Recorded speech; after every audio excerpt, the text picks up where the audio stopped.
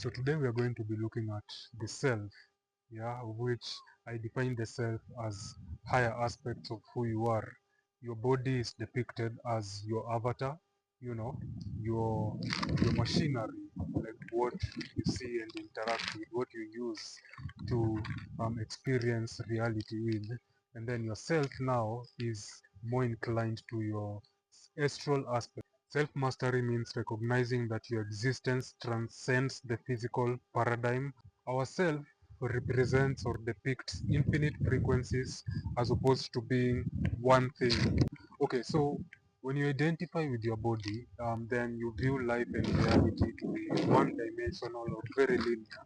But then when you recognize that you have higher aspects of being, now being where yourself resides, yourself cannot be defined by anything tangible or material because it doesn't exist in the material realm. And one perfect example I like to use is the example of your brain and your mind. Your brain is a physical manifestation of your mind, while the mind is a depiction of the fabric of the universe in itself. Yeah? So the mind does not exist in the material realm, and due to that fact, it cannot be filled and it cannot be replenished. It's something that is there, has been there, and will always be there. It represents everything all at once. So we draw from the mind, our brains being the receptors, and then the last step of creation actually is going to be action. We act based on how we feel again. So you, on the other hand, exist in the material realm. You being your body, which represents a machine or intelligence that actively and constantly convert light into matter. Again, common knowledge that I mentioned oftenly over here. You are a light manifester, meaning fundamentally you convert light into matter. Think about it. Light basically interprets everything that we engage with or presume or assume to be real. Your thoughts represents what's on the minds of all your versions across multiple timelines and those that resonate with you the most. Usually this is drawn from your experiential reality, meaning that when you go through something, then when a similar thoughts kind of comes back around, which is kind of uh, a systemic universal thing. The law of rhythm, what goes around definitely comes around, repackaged and multiplied. If you are learning, then you're able to recognize when a pattern is repeating itself. And so, based on the amount of knowledge or information you have at that very given point in time, you're able to make better choices or decisions that are going to help you evolve much more faster than being stagnant or stuck in the same vicious loop or cycle. Experiences are a representation of aligned thoughts and emotions. So a thought basically and fundamentally is validated by the emotions, and then the emotions are now validated or validate you to act. The universe always responds not with what you want most of the time, but with what you need. So we have wants, needs, and so on and so forth. We know wants are secondary, while needs are primary. So basic needs, as we all are aware, it's food, shelter, and clothing. And so the universe will respond to those first of all, as opposed to what you want secondarily, so to speak. Personal experiences are the highest form of reference points of life, and it's subjective from one being to another based on your state of consciousness. Yeah, so again, God and the devil, like I always say, do not exist separate from you. And when you choose to become overly religious, then you take credit for all the goodness and give it to God, and then everything that is sinister, you blame the devil and recognize God as external forces. Yeah, that takes away from the fact that you're a fragmented representation of God on earth. We manifest things from heaven to earth, not the other way around. When you take your life in earth to be that of suffering alone, and so you look forward to a time where you'll go to heaven, paradise, and that's where you're going to live life truly. What you're doing, you're just trading off your time for nothing. Because the whole point for you to come to earth in the first place is to manifest. We manifest light into matter. Yeah? We manifest things from heaven, light, into matter, earth, or darkness, or the black hole. Everything you interact with on the 3D paradigm is quite dense. That's why we presume them to be solid, but what it really is, our nervous system interpretation of um, what we perceive to be real. So devil represents blame, shame, fear, pride, generally a general lack of empathy towards self and others. And I know you'll ask, how can I lack empathy towards myself? You see, when you're trying to maybe obsessively go after things that are outside of yourself, then you've invalidated your existence to what is external.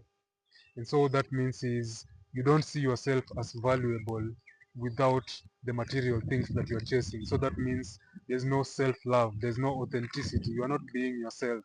You're being what you have been told, or you presume to be what you're supposed to be.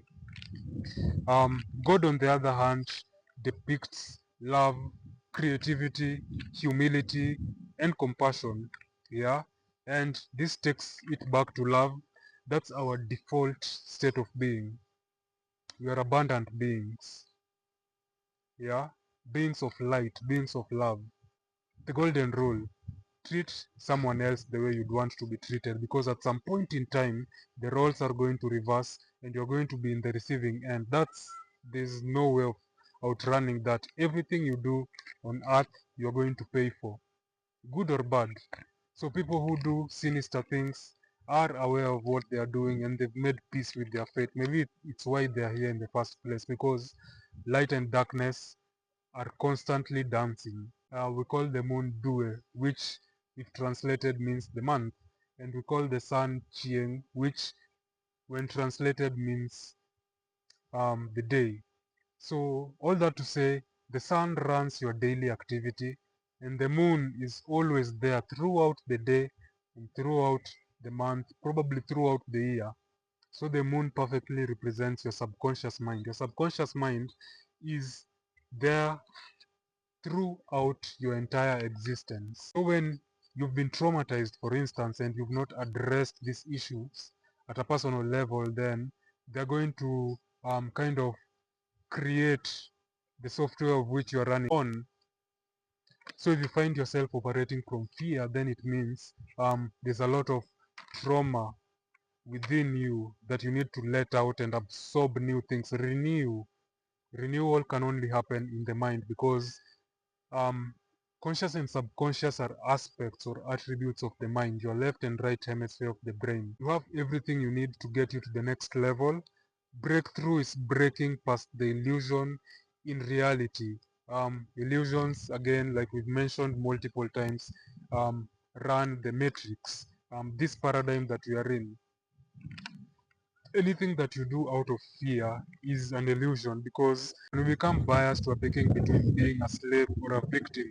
Being a slave means wanting to control reality at all costs.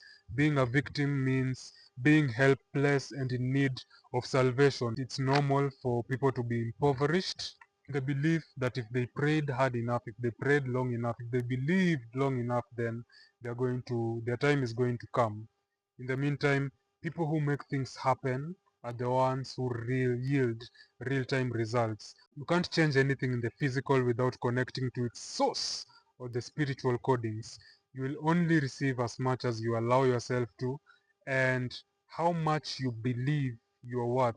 So it all narrows down to your self-worth. And like I mentioned, the self is further subcategorized into three, which is your self-worth, your self-image, and your self-esteem. Fundamentally, all these three aspects run your entire reality. We can't mention the mind or the consciousness without mentioning thoughts, because thoughts exist in our minds, and thought processes or inner aspects may be classified into two categories: constructive interference being thoughts that amplify your reality, Of course, then we have deconstructive interference, which basically means thoughts that neutralizes your experiences and reality. So from thoughts now we go to energy, and energy is basically your emotions. So the thoughts and the emotions are aligned. Energy is run by your 7 energetic sources that are known as the chakras. So chakras go in twos, one higher, one lower, of which we have 3 fundamental states of consciousness, lower plus higher, which neutralizes your reality, higher plus higher, which amplifies your reality, like I mentioned, and then lower plus lower, which deconstructs your reality. So for instance, today we are just going to look at the first two, which is your third eye chakra somewhere here, and your solar plexus chakra, which is around your gut areas. These are aligned. When one is affected, it automatically affects the other. So when your solar plexus is blocked by gluttony, then automatically your third eye is blocked from perceiving reality. Third eye chakra goes with the solar plexus chakra. Your crown chakra goes with your sacral chakra, which is around your genital area, and then your throat chakra now goes with your how is it called, root chakra. Yeah, because what you say ultimately is what you do. What you think is ultimately what you consume, and who you are basically becomes what you create. And that's how these areas are aligned and they create reality. With that said, I'll definitely catch you on the next video.